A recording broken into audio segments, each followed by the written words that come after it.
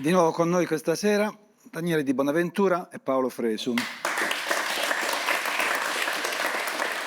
Il nostro momento jazz o jazz, voi come preferite? Perché sento ci sono due scuole di pensiero sulla pronuncia. Jazz.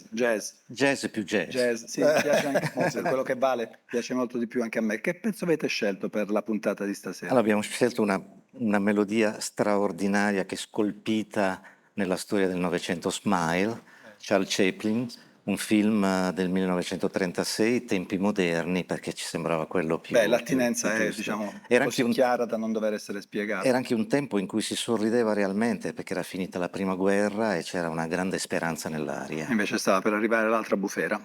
E allora sentiamocela.